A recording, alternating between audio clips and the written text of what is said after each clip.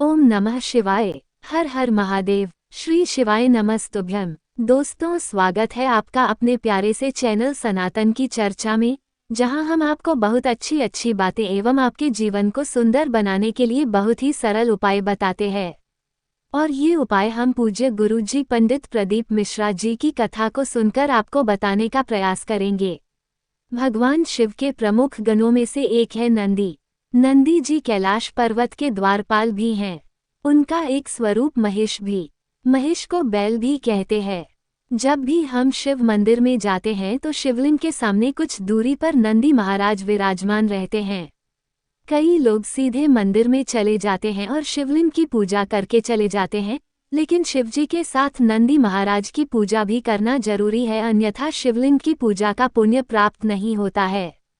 बैल की पूजा की कथा विश्व के सभी धर्मों में मिल जाएगी। शिव जी ने ही नंदी को वरदान दिया था कि जहां उनका निवास होगा वहां नंदी भी हमेशा विराजमान रहेंगे। इसलिए हर शिव मंदिर शंकर परिवार के साथ साथ नंदी भी विराजमान होते हैं। तो गुरुजी अपने कथा में बताते हैं कि जब भी आप मंदिर जाएं तो शिवलिंग का जलाभिषेक करने के बाद नंदी की प्रतिमा के समक्ष दीपक जलाएं। उसके पश्चात आप नंदी महाराज की आरती कीजिए। आरती करने के पश्चात आप चुपचाप बिना किसी से बातचीत किए अपनी मनोकामना नंदी महाराज के कानों में बोल दीजिए। मनोकामना बोलने के बाद बोले कि नंदी महाराज हमारी मनोकामना पूरी करो। शिव मंदिर में लोग शिवलिंग के दर्शन और पूजा करने के बाद वहां शिवजी के सामने विराजित भगवान नंदी की मूर्ति के दर्शन कर उनकी पूजा करते हैं और अंत में उनके कान में अपनी मनोकामना बोलते हैं। कहते हैं कि शिवजी अधिकतर समय तपस्या में लीन रहते हैं, उनकी तपस्या में विघ्न न पड़े, इसीलिए नंदी जी हमेशा उनकी सेवा में तैनात रहते हैं।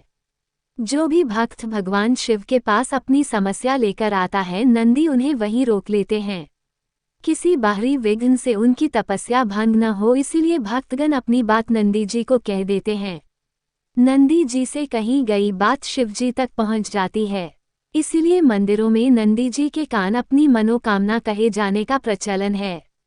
कहते हैं कि स्वयं भगवान शिव जी ने नंदी को ये वरदान दिया था कि जो तुम्हारे कान में आकर अपनी मनोकामना कहेगा उस व्यक्ति की सभी इच्छाएं जरूर पूरी होंगी।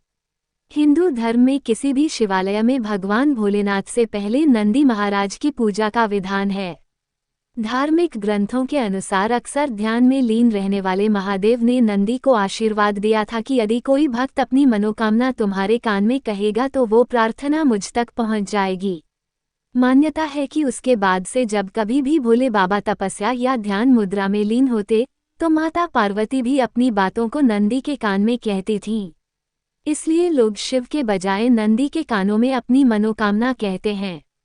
नंदी को शिव दरबार का द्वारपाल भी माना जाता है। इनकी इजाजत के बिना कोई महादेव तक नहीं पहुंच सकता है। हिंदू ग्रंथों के अनुसार जिस तरह भगवान राम के साथ हनुमान जुड़े हैं, उसी तरह भगवान शिव के साथ नंदी जुड़े हैं।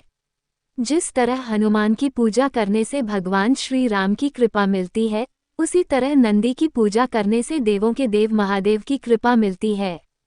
इसलिए शिवालय में प्रवेश करने पर भोलेनाथ के साथ ही नंदी की भी पूजा अवश्य करनी चाहिए। शिवलिंग की पूजा करने के बाद नंदी के सामने दीपक जरूर जलाएं। इसके बाद नंदी महाराज की आरती करें और किसी से बिना बातचीत किए नंदी के कानों में अपनी मनोकामना बोल दें। मान्यता है कि व्यक्ति को अपनी मनोकामना नंदी के बाएं कान में बोलनी चाहिए। इस कान में मनोकामना बोलने का अधिक महत्व है। जब आप अपनी मनोकामना बोले तो अपने मुख को हाथों से ढक लें ताकि कोई आपको बोलता हुआ सुन ना सके। आपकी मनोकामना गुप्त रहनी चाहिए। नंदी के कानों में किसी की बुराई या किसी का बुरा चाहने वाली मनोकामना ना करें।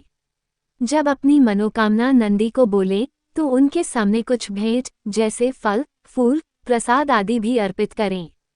कान में मनोकामना कहने का नियम। 1. नंदी जी के कान में अपनी मनोकामना कहने से पूर्व उनका पूजन करें। 2. नंदी के बाएं कान में मनोकामना कहने का अधिक महत्व है, हालांकि किसी भी कान में कह सकते हैं। 3. नंदी के कान में मनोकामना बोलते वक्त इस बात का ध्यान जरूर रखें कि आपकी मनोकामना कोई दूसरा नहीं सुन रहा हो। 4. मनोकामना बोलते वक्त आप अपने होठों को अपने दोनों हाथों से ढक लें ताकि कोई आपको देख नहीं पाए। 5. नंदी जी के कान में किसी भी व्यक्ति की बुराई या किसी का बुरा करने की बात न कहें। 6. मनोकामना कहने के बाद नंदी जी के समक्ष कुछ भेंट अर्पित करें, जैसे फल, प्रसाद या धन। तो दोस्तों, अगर इस वीडियो में दी गई जानकारी आपको पसंद आई हो तो वीडियो को लाइक करें, कमेंट करें एवं ये जानकारी अपने दोस्तों के साथ शेयर करें ताकि उनको भी इसका लाभ मिल सके। और साथ ही कमेंट में हर हर महादेव लिखना ना भूलें। हर हर महादेव।